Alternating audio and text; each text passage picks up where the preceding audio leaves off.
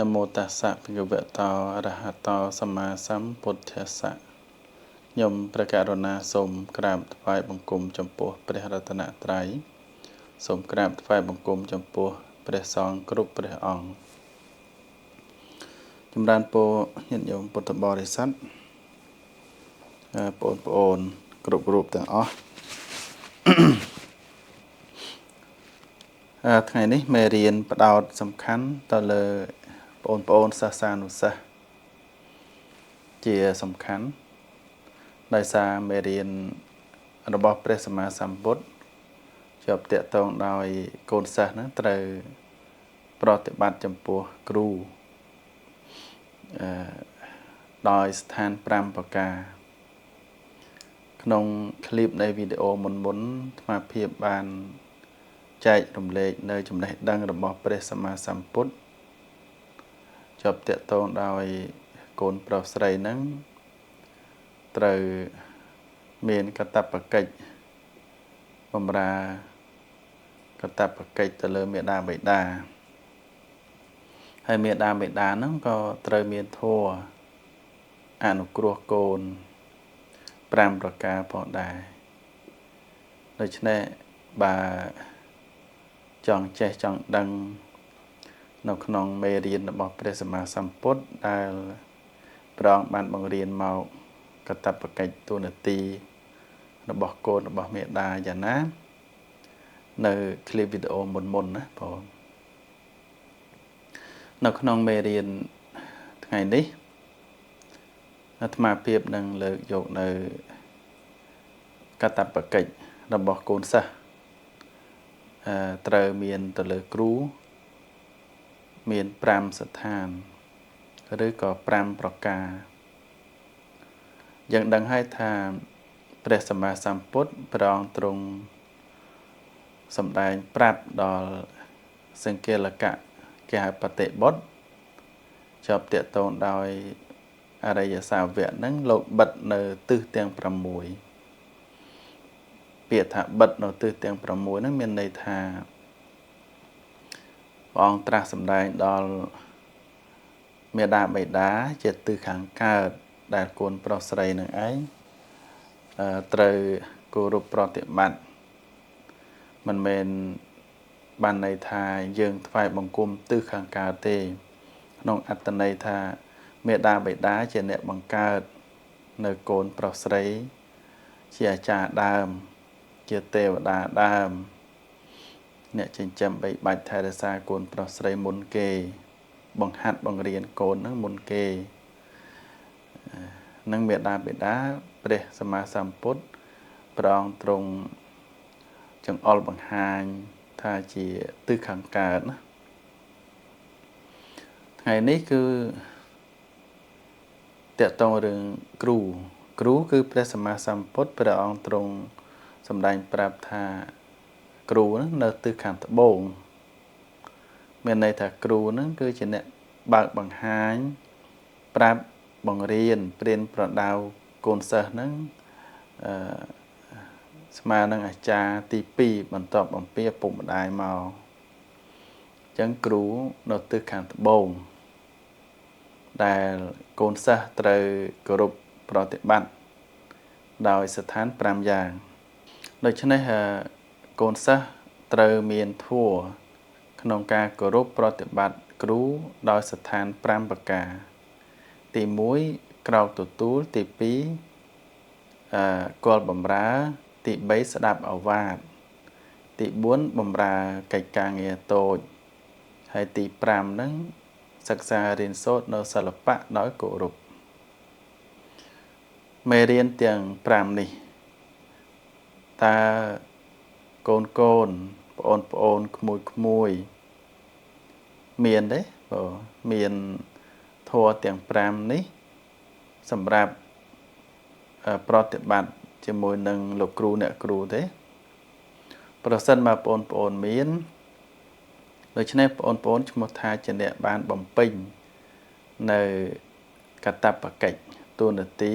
ដែលជាកូនសិស្សដ៏ល្អកូនសិស្សដ៏ឆ្លាតវៃអញ្ចឹងឥឡូវយើងមកសិក្សាម្ដងមួយណាទី1ក្រោកទទួល នៅពេលណាដែលឃើញគ្រូ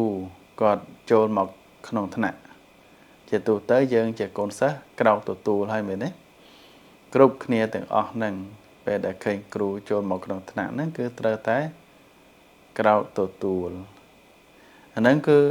មេរៀនរបស់ព្រះសម្មាសម្ពុទ្ធបង្រៀនមកក្នុងមេរៀនទី1ហ្នឹងគឺ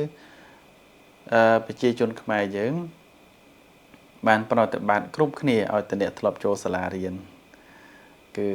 នៅពេលណាដែលគ្រូចូលមកដល់ក្នុងថ្នាក់ហើយតែងតែក្រោកទទួលគ្រូឬក៏ជួបគ្រូកន្លែងណាខ្លួនឯងកំពុងតែអង្គុយហ្នឹងគឺពេលដែលឃើញគ្រូអញ្ជើញមកដល់ចិត្តដល់ហើយក៏ខ្លួនឯងហ្នឹងក្រោកទទួលលោកគ្រូឲ្យទីកន្លែងដល់លោកគ្រូសម្រាប់ព្រះសង្ឃវិញពេលដែលគ្រូអាចារ្យនិមន្តមកពីចម្ងាយឃើញហើយក៏ក្រោករៀបចំក្រាលនៅកម្រាលនិស្ស័យតនៈរកទឹកសម្រាប់លាងប្របាទច្បាច់គក់ដៃជើងលោកបក់ផ្លិតប្រគេនលោក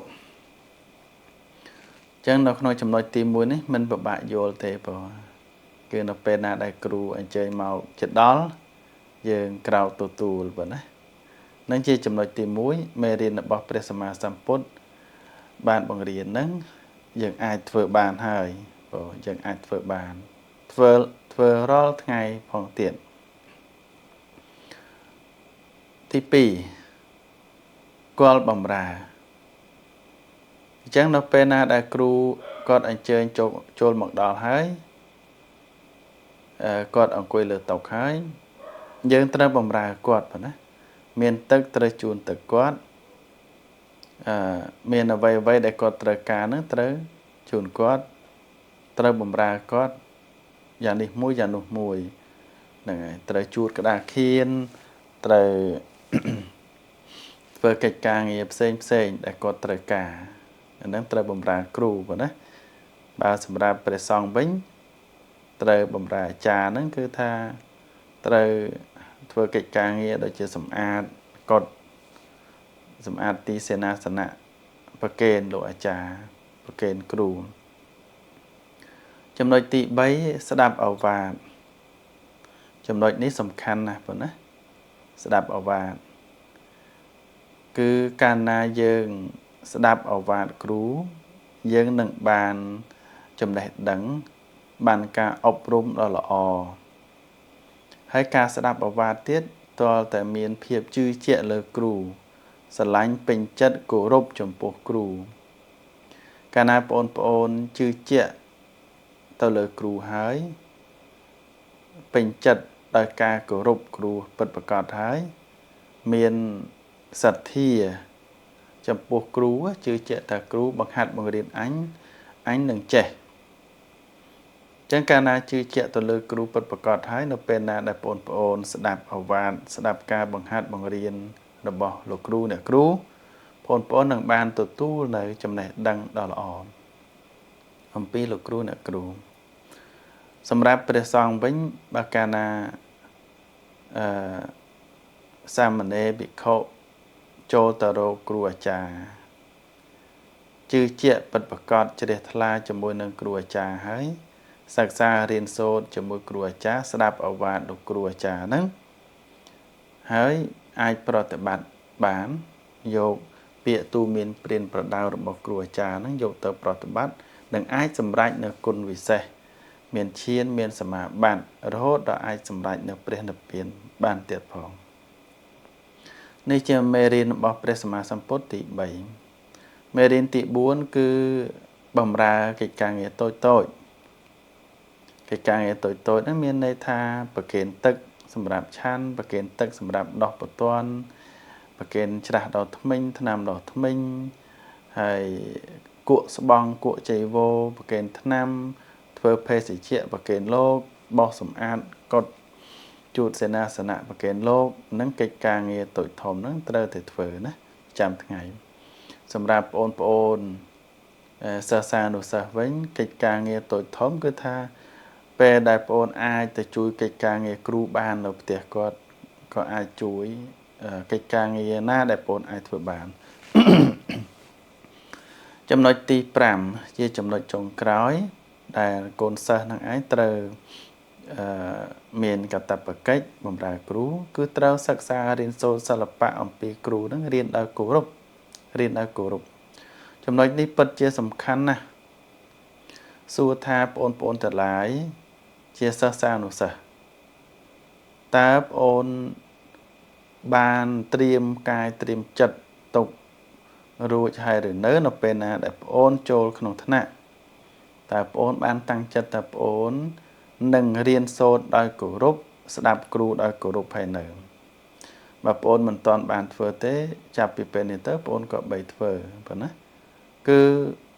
គ្រប់មេរៀនទាំងអស់ដែលលោកគ្រូអ្នកគ្រូបង្ហាត់បង្រៀនហ្នឹងត្រូវតែរៀនដោយគោរពគ្រូហើយគោរពក្នុងមេរៀនដែលខ្លួនឯងបានរៀននឹងទៀតកាលណាបងអូនបណ្ដោះនៅសទ្ធាបងអូនមាននៅឆន្ទៈក្នុងការរៀនសូត្រមានសទ្ធាជឿជាក់ចំពោះលោកគ្រូអ្នកគ្រូហើយពេញចិត្តជាមួយនឹងមេរៀនដែលខ្លួនឯងកំពុងតែរៀននឹងហើយរៀនដោយគោរពស្ដាប់លោកគ្រូដោយគោរពហើយទន្ទិញដោយគោរពហើយត្រង់ចាំទុកដោយសេចក្តីគោរពទៀតបងអូននឹងមានពន្លឺភ្លឺស្វាងក្នុងជីវិតមិនខានទេត្រឡប់មកវិញមេរៀនរបស់ព្រះសម្មាសម្ពុទ្ធបង្រៀននៅពេលនេះដែលអាត្មាភាពនឹងលើកយកមកបង្រៀននេះគឺកូនសិស្សនឹងឯងត្រូវប្រតិបត្តិគ្រូដោយស្ថាន5យ៉ាងសូមបងប្អូនទាំងឡាយក៏បីសិក្សារៀនសូត្រតាមប៉ុណ្ណាព្រោះជាពាក្យពេចន៍របស់ព្រះសម្មាសម្ពុទ្ធកាលណាយើងប្រតិបត្តិទៅរមែងមានផលច្រើនមានអានិសង្សច្រើនហើយរំលឹកឡើងវិញទី1គឺក្រោកទទួលគ្រូទី2គាល់បម្រើទី3ស្ដាប់ឱវាទដោយគោរពទី4បម្រើកិច្ចការងារតូចហើយទី5នឹងឯងសិក្សាសិល្បៈអំពីគ្រូនឹងគឺសិក្សាដោយសេចក្តីគោរពនេះជាមេរៀនសម្រាប់បងប្អូនថ្ងៃនេះដែលមានធម៌5ប្រការ